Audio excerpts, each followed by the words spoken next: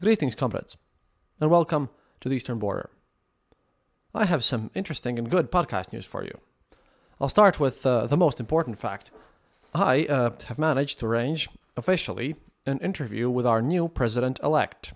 Well, he will be inaugurated president a bit later, but he's been elected, Edgar Sienkiewicz, and he is also the very first openly gay president in the EU and all of NATO countries. I have a lot of questions to ask him, and thankfully, he's also, I think, our first president since Vairvīķa Freiberga in a long time that's actually fluent in English. So we're going to have an interesting conversation, and I'm, well, to be honest, very worried and excited about it. I will take my time and prepare very carefully. But yeah, if you have any questions that you would like to ask, let us know. theeasternborder@gmail.com. That's the email. Or better yet, you could join our Discord channel. The links are on Twitter, on Facebook, and everywhere. Or just PM me on Twitter and just follow me on Twitter, and I just post links there. Our Discord community is very active. We just had a talk last night. A bunch of people joined. It was interesting. And I made a virtual tour around Riga, which is fun.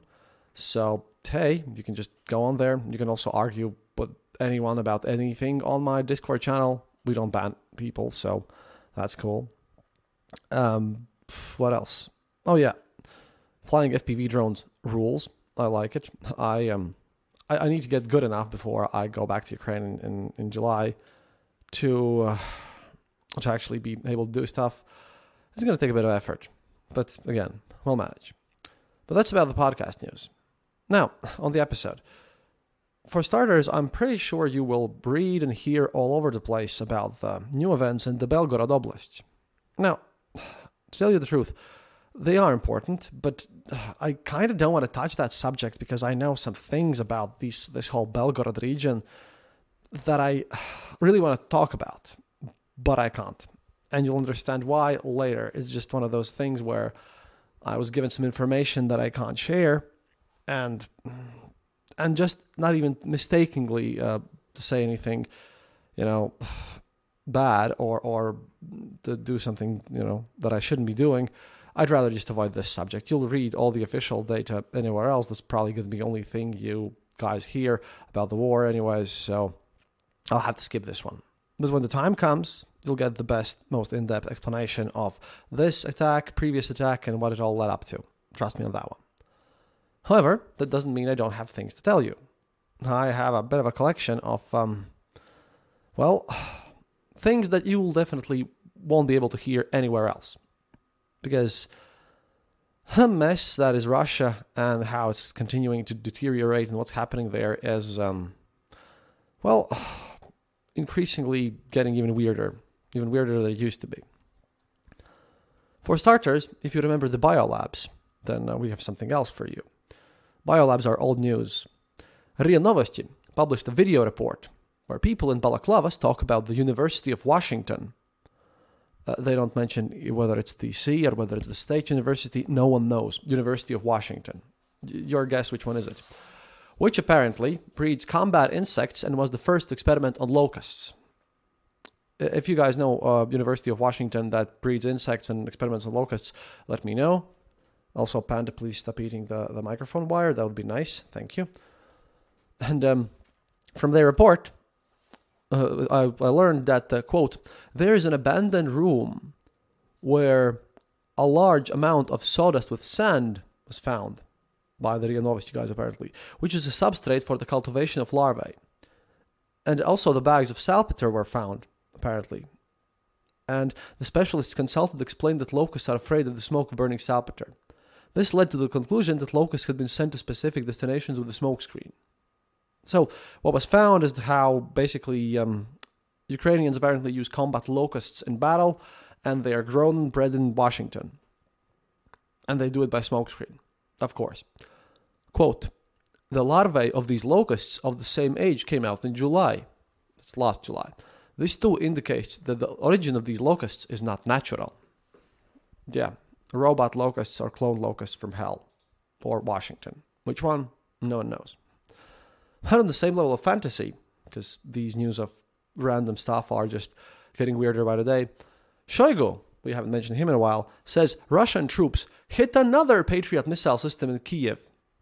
I used to calculate how many HIMARSs they've destroyed. Right now I'm going to talk about how many Patriots they've destroyed, because I think Ukraine only has one, and then that has 8 launch batteries, but reality has never disturbed him. Quote, Sergei Shoigu said that Russian troops hit a US-made Patriot missile defense system in Kiev in recent days. Again, same RIA Novosti reported. Speaking on a conference call with journalists, Shoigu added that the Ukrainian military lost at least 16,000 soldiers and more than 400 units of equipment in May. He also said that Russian forces intercepted and destroyed 196 HIMARS missile systems, even, it says, it's weird, 16 HARM missiles, and 29 Storm Shadow cruise missiles. I think he speaks about HIMARS missiles, except that this... the newspaper, what I got, the English version of this article, apparently made a mistake there. But, Ukrainian authorities do not comment on Shoigu's statements, but kind of interesting. Yet another Patriot gone, except, of course, it isn't. And I'm giving them some charity here when I claim that they probably claim they destroyed 196 HIMARSs, not HIMARS missile systems, because that would be just a bit much, even for them. But... Yevgeny Prigozhin is once again in the center of everything. See, Wagner Group founder visited the writer and politician and war criminal and the nathal Zakhar Prilepin in a hospital in Nizhny Novgorod. Let me remind you that Zakhar Prilepin was the guy who was sort of exploded with a landmine, and he climbed out and it was all of a big mess. Well, this guy, he's sadly still alive. Prigozhin stopped in Nizhny Novgorod after traveling to Yekaterinburg, Vladivostok, and Novosibirsk. And yeah, Prilepin's been there since early May. Prilepin told the publication Daily Storm that he spoke to Prigozhin about, quote, Russia's fate and the essence of power during his visit. Prilepin said, quote, we exchanged extremely frank thoughts that Ukrainians didn't just learn how to fight, but also they want to fight. For now, it remains a mystery what exactly our country thinks about this. According to the Daily Storm, and this is why I picked this news, because Prilepin is still alive and Prigozhin's a hero of everything, but this is going to be something special. Prigozhin gifted Prilepin a spare skull.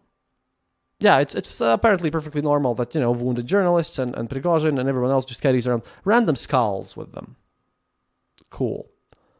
Well, Prilepin gave Prigozhin a, quote, hand-embroidered case for a sledgehammer. I did not say anything wrong.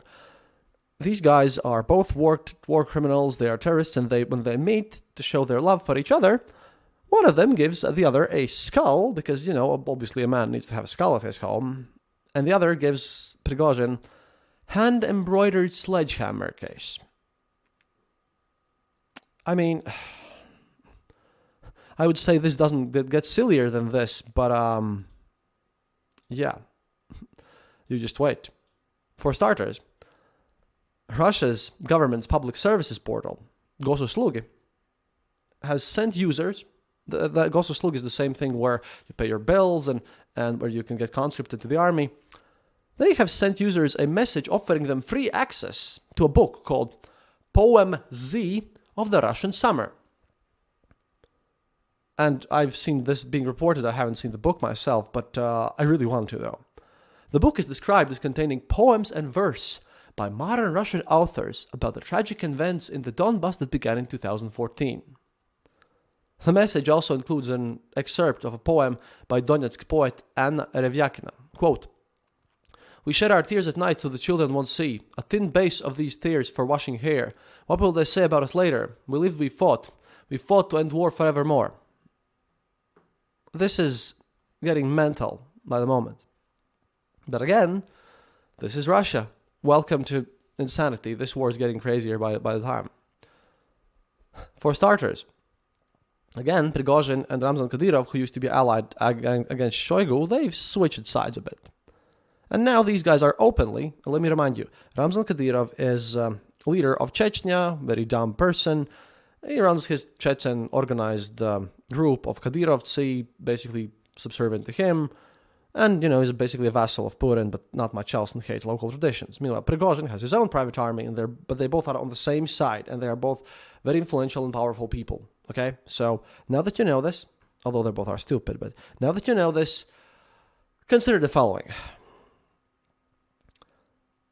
Because Yevgeny Prigozhin made some remarks about the Chechen battalion, Akhmat, about how they're TikTok warriors and all this nonsense, a bit. What even was said on that, it doesn't matter. He just criticized them that they haven't been fighting in the front lines, and that was one of those super usual things that I didn't even bother mentioning. But the response, however, to this triggered something. So Yevgeny Prigozhin criticizes the Chechens, and then State Duma deputy Adam Delmkhanov, who is an ethnic Chechen allied with Ramzan Kadyrov, of course, recorded a Telegram video message to Prigozhin, telling him to tone down his statements about military in general and this Chechen regiment in particular. Then, on May 31st, Prigozhin's question and answer service published his reply to a media query about Akhmat battalion and whether it could successfully occupy this whole Donetsk Republic. Prigozhin shared an opinion that Akhmat may have enough power to occupy certain locales, but hardly all of the Donetsk People's Republic. In his reply video, Delmkhanov assured Prigozhin that Akhmat is meeting the goals set by the commander-in-chief, that is by Vladimir Putin. Quote, "Of course, Yevgeny, you do not understand this and you do not need to understand. If there is something you don't understand, you can get in touch anytime and name the place where we can meet you and explain this like real men, whatever it is you don't get." Now, obviously, a Gosduma deputy just called Prigozhin for a fist fight, which is a bit crazy. Delmkhanov then went on to criticize Prigozhin for negative publicity about the Russian military and its ammunition shortages, pointing out that unlike Wagner Group, Akhmat's commanders never complained about being short on anything. Not from myself, they also haven't done anything. There are two types of Chechens. One group is volunteers, they sometimes fight. Then there's Kadyrov's personal guard, they never fight and they're just TikTok warriors. Delmkhanov concluded with, quote, "Enough with your talk, with all this yelling and screaming. Name the place where we're going to see each other, and we will settle any questions you have face to face. As Ramzan Kadyrov says, enough already." Now, another Chechen parliament person, Magomed Daudov, another close associate with Ramzan Kadyrov, criticized Prigozhin's public statements in a very similar vein. Quote, "You needn't know, Yevgeny, about our capabilities and our goals. This is something that our commander-in-chief who determines those goals know about, together with the Republic's head, hero of Russia," mind you, he also has this one, Ramzan Kadyrov. Like Delmkhanov, this guy rebuked Prigozhin for his daily statements that, quote, "sow a mood of panic among our country's population," inviting him to send the coordinates for, quote-unquote, "meeting as men do," because that's what Chechens do. But the problem is that Prigozhin, he follows these prison laws. By the way, Chechens are one of the very few people inside all of post-Soviet sphere who do not follow this because they have their own internal tribal structure with tapes and all this stuff. Tape as in their term for their family clan thing. So they don't care about these prison stuff things, therefore they both come from totally opposite sides. But Prigozhin can't leave this as is. So now we have two guys on the same side exchanging pleasantries. Because Prigozhin, of course, couldn't keep his mouth shut and couldn't just swallow it. He responded. And also Wagner Group's military commander Dmitry Utkin, who never speaks at all, anywhere, at all. Like, this is the first time I've seen him being written about something. He also responded. I'll start with Dmitry Utkin's response, and he's like the military commander of Wagner Group. Quote, "We are already in a World War III. In response to the current events, I completely agree. Certain citizens must be put up against the wall for the shame that they brought. PMC Wagner has never, doesn't, and will not, that's in all caps, panic. We solve any problems that arise using the methods available to us, which do not contradict Russian laws and the Constitution. Where did such familiarity that you approach us come from? Who gave you the right to refer to Prigozhin informally? We didn't receive any planes, helicopters, or MLRSs from you." Utkin also added that he's ready to talk man to man, and that he's known his Chechen counterparts since the First and Second Chechen Wars. Because Ramzan Kadyrov's forces, this Akhmat battalion, they basically...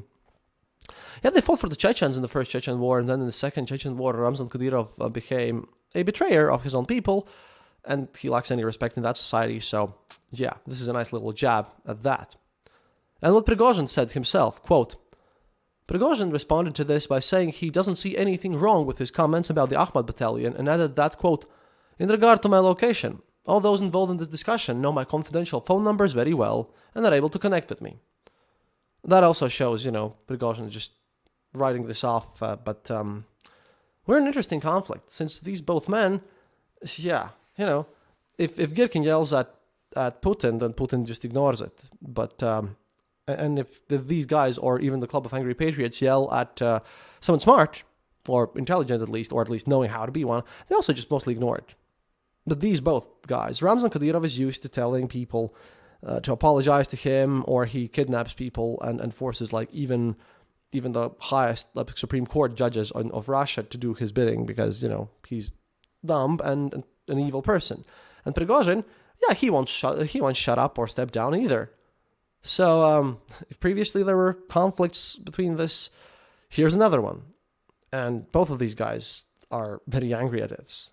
So, of course, Girkin and everyone else is yelling that they should stop, but, we're going to have to end this episode of Prigozhin's next adventures on a bit of a cliffhanger. Prigozhin's next adventures, I suppose, is in the same series as Girkin and Pals, because it's getting crazy. And finally for this episode, we have a monthly update of Putin's administration instructions to state-run media. Because, obviously, I get sent those, and this is funny. These are for June. Basically, drone attack. Putin administration instructed every state media to frame Tuesday morning's drone attacks on Moscow and the Moscow region. They gave instructions about this. And the Kremlin told the outlets to take the following approaches about any drone attacks, anything like that could happen to Moscow, and anything bad that happens, quote. First of all, successful work of air defense forces must be noted. Focus on that. They also are ordered to report that the reaction from federal services and the city and the regional authorities was immediate and that their work was high quality and focused.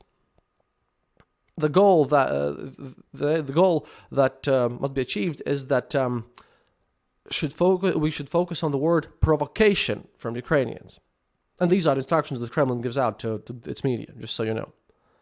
And another interesting point that Kremlin says is, quote, stress that the attack was intended to have a psychological effect, but that residents demonstrated calm and restraint. The Putin's administration guide also says that if propaganda outlets quote comments made by Tuesday by State Duma Deputy Alexander Kinstein, Center for Development of Transport Technologies head Alexei Prigozhin, or former DNR Defense Minister Igor Strelkov, they should portray them in a negative light. Of course, Strelkov gets portrayed in a negative light all in all, but now even Prigozhin has taken a bit of a beating. See, Kinstein, however, published a list of sites in the Moscow region where downed drones fell and called it Russia's new reality. Prigozhin, at the same time, had spoken to reporters about what types of drones may have been used in these attacks. I still kind of think it's a false flag attack, but still, these guys weren't in on it. And Strelkov wrote on Telegram that Moscow Mayor Sergei Sobyanin was, quote, urgently forming groups to be sent to Donetsk, Khorlivka, and Shchebeniko to familiarize themselves with the experience instructions in those cities. The experience themselves, experience institutions in those cities have had under conditions of the negative impact of drones. Sorry, but or spoke. So these guys spoke that drone attacks on Russia, whether or not false flag or not, is just a bad thing, and now everyone has to say that these guys are, evil and not doing things properly. But again, this is kind of weird. I still, by the way, hope to get my hands on this this weird poetry book that's been given out by people, which is a bit crazy, since all of this is just strange.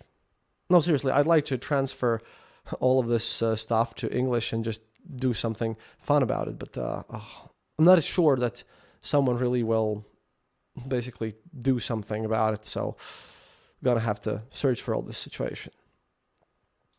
Oh, and finally, just to end out on a more positive note, Armenian Prime Minister Nikol Pashinyan said in a recent interview with the Czech TV network CNN Prima News that apparently his country is not an ally to Russia when it comes to the war in Ukraine. And they are in a united kind of defensive alliance there.